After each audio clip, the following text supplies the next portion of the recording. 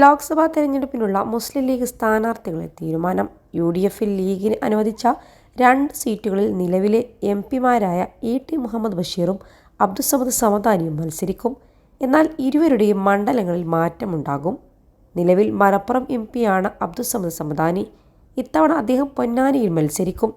Ponnani MP-യായ ET Muhammad Basheer മലപ്പുറത്തായിരിക്കും ജനവിധി തേടുക.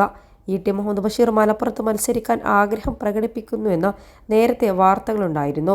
അതേസമയം ലീഗിന് ഇത്തവണയും ലോക്സഭയിലേക്ക് 3ാം സീറ്റ് ലഭിക്കില്ല.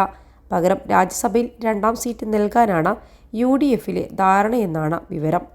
ജൂണിൽ ഒഴിവുവരുന്ന 3 രാജ്യസഭാ സീറ്റുകളിൽ 1ൽ UDFന് വിജയിക്കാൻ സാധിക്കും.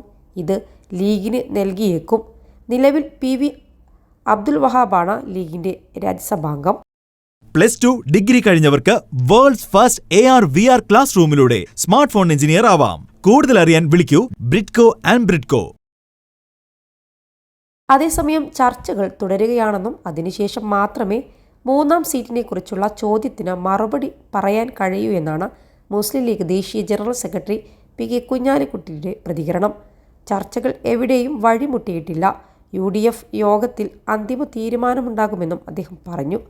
അങ്ങനെ മറുപടി പറയേണ്ട വിഷയമല്ലെന്നായിരുന്നു 3ാം സീറ്റിൽ ഇപ്പോഴും പ്രതീക്ഷയുണ്ടോ എന്ന ചോദ്യത്തോട് കുഞ്ഞാലിക്കുട്ടിയുടെ പ്രതികരണം. നിലവിൽ കൊല്ലത്തും കോട്ടയത്തും UDF സ്ഥാനാർത്ഥികളെ പ്രഖ്യാപിച്ചു കഴിഞ്ഞു.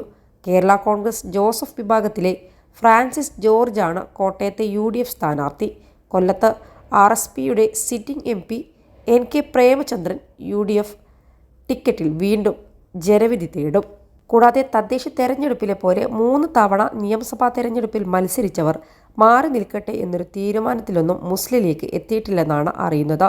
പക്ഷേ തദ്ദേശ തെരഞ്ഞെടുപ്പിൽ പുതുമുഖങ്ങളെ ഇറക്കിയത് പാർട്ടിക്ക് ഗുണമുണ്ടായി എന്ന വിലയിരുത്തലുമുണ്ട്. ഇതിൻ്റെ അടിസ്ഥാനത്തിലാണ് സിറ്റിംഗ് MLA-മാരായ 8 പേരെ മത്സരരംഗത്തിൽ നിന്നും മാറ്റി പുതുമുഖങ്ങളെ പരീക്ഷിക്കാൻ ലീഗ് നേതൃത്വം ഇപ്പോൾ ഒരുങ്ങുന്നത്.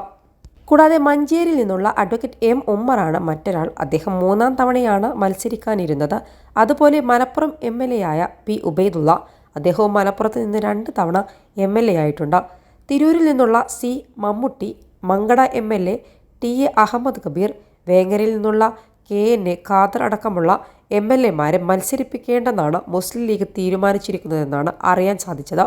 ഇതിൽ ഒരു MLA പാണക്കാട് തങ്ങൾ കണ്ട് ആരോഗ്യപരമായ പ്രശ്നങ്ങളുള്ളതിനാൽ തന്നെ ഇത്തവണ മത്സരിപ്പിക്കരുതെന്ന് അറിയിച്ചതായും വിവരമുണ്ട്. യൂത്ത് ലീഗിൽ നിന്ന് എന്തായാലും 3 പേർ മത്സരരംഗത്തുണ്ടാകുമെന്നുള്ള വിവരവും പുറത്തു വന്നിട്ടുണ്ട്.